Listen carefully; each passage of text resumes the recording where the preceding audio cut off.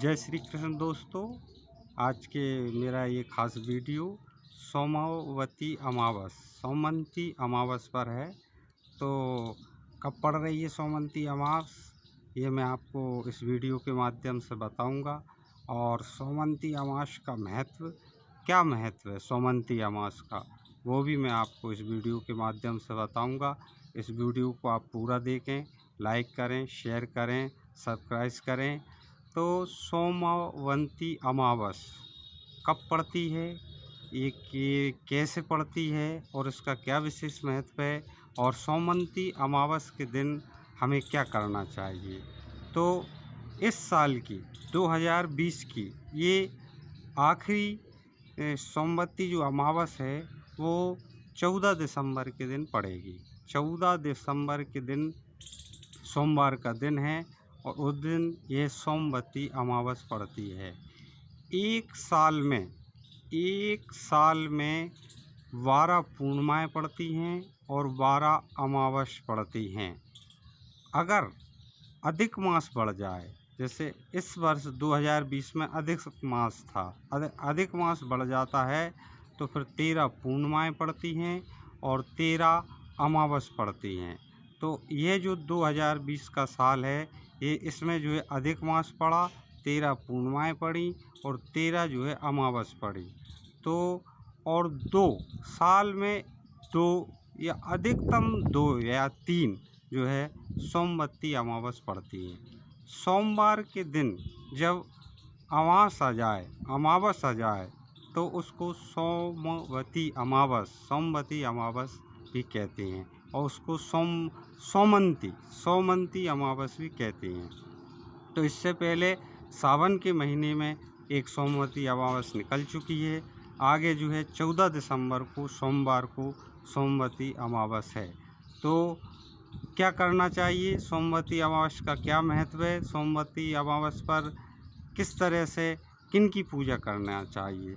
तो सोमवार किसका दिन है? सोमवार भगवान भोलेनाथ का दिन है। सोमवार शिव जी का दिन है। तो इसमें विशेष जो है शिव जी की और माँ पार्वती जी की पूजा अर्चना का विशेष महत्व है। तो शिव जी की पूजा अर्चना करें। विशेष इसमें शिव जी की पूजा का महत्व है। भगवान विष्णु की भी पूजा का महत्व है।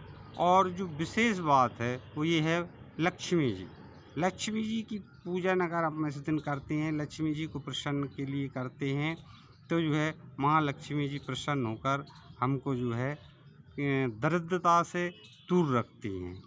दरिद्रता हमारे पास को भटकने नहीं देती हैं। तो माँ लक्ष्मी जी की भी आप पूजन अर्चन करें।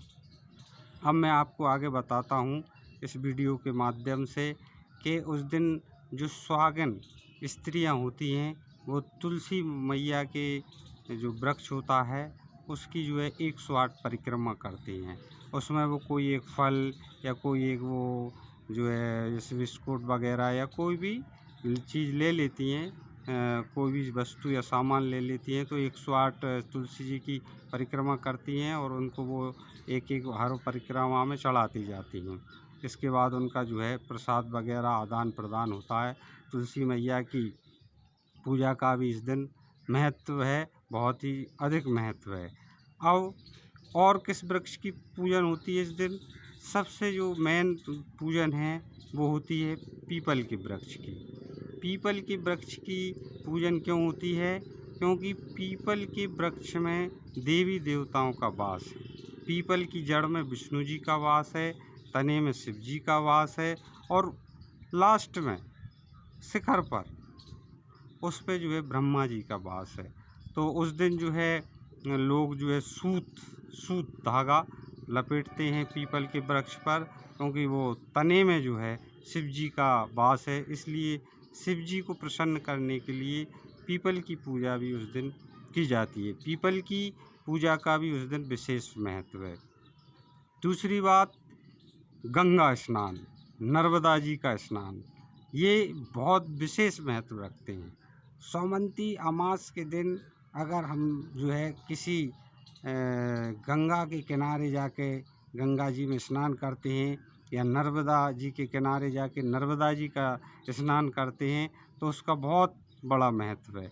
इससे हमारे जो पितृ हैं, जो हमारे पूर्वज थे, जो कि पितृदेव जिन्हें हम कहते हैं, वैसे भगवान श्री कृष्ण ने गीता जी में कहा है कि पितरों का देवता मैं हूँ।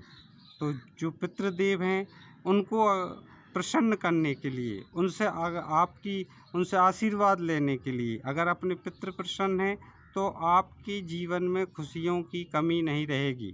तो पितरों को प्रसन्न करने के लिए अगर आप नर्मदा जी में या गंगा जी में जाकर स्नान करते हैं, डुबकी लगाते हैं और उन किनारों के पर जो है दान दक्षिणा जो है देते हैं ब्राह्मणों को, गरीबों को, तो उसका बहुत महत्व बढ़ जाता है।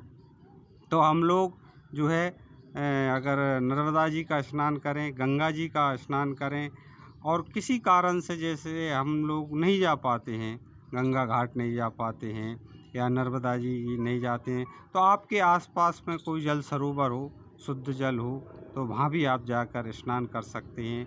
और इसके अलावा अगर आपके घर गंगा जल रखा है और आप असमर्थ हैं, नहीं जा पाए किसी कारण से, तो जो अपने नहाने का पानी है, जल है, उसमें आप थोड़ा सा गंगा जल मिलाकर भी उस दिन सोमवती अमावस के दिन स्नान कर सकते हैं।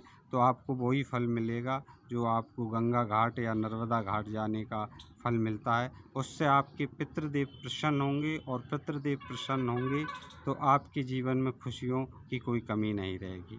अब मैं इस पर एक और जो मेन विषय है वो है माँ लक्ष्मी जी का। तो सुहागन स्त्रियाँ अपने पति की दीर्घायु के लिए भी इस दिन व्रत रखती हैं।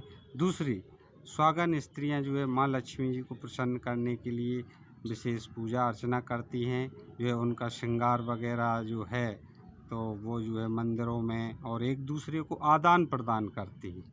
श्रृंगार का सामान जैसे चूड़ी है, कंगन है, बिंदिया है, टिकिया है, तो ये सब आदान प्रदान करती हैं। तो इससे क्या है, माँ लक्ष्मी खुश होती हैं, क्योंकि नारी के स्वरूप में ही माँ लक्ष्मी। तो जो नारी हैं, स्त्रियां हैं, वो एक लक्ष्मी जी का ही स्वरूप हैं।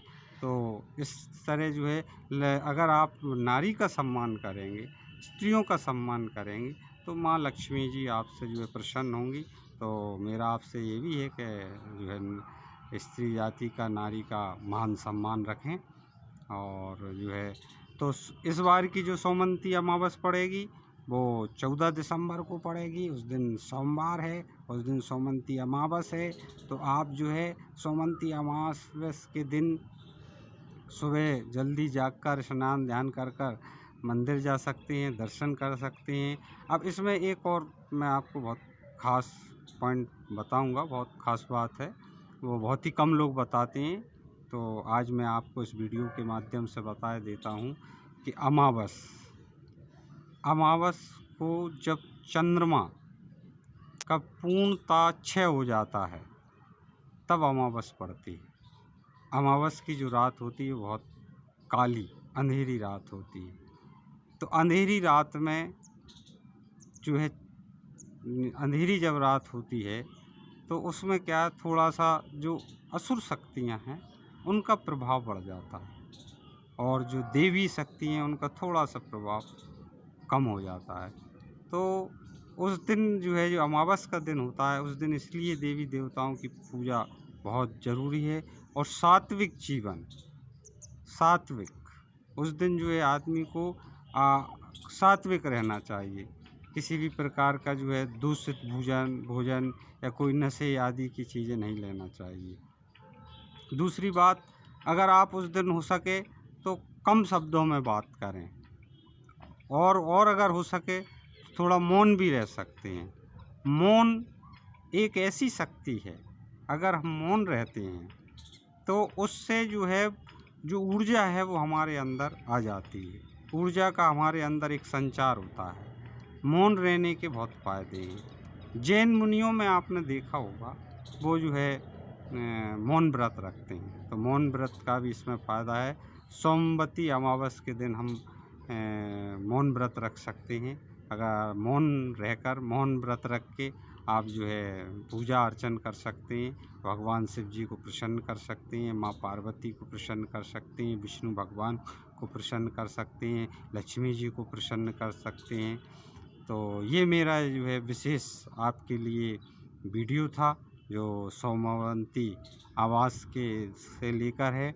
आगे भी मेरे कई विषयों पर, इतने विषय जो आपने शायद कभी सुने नहीं होंगे, उन पर मेरा अध्ययन चल रहा है। नए नए विषयों पर मेरी नई बात आएगी, तो आप मेरे इस वीडियो को जो है लाइक करें, शेयर करें, और कोई भी जिज्ञासा हो तो आप कमेंट्स बॉक्स में मुझसे पूछ सकते हैं, मैं आपके प्रश्नों का उत्तर दूंगा। आज के लिए मेरा बस इतना ही आपसे कहना है। जय श्री कृष्ण, जय श्री कृष्ण, जय श्री कृष्ण। ओम नमः शिवाय।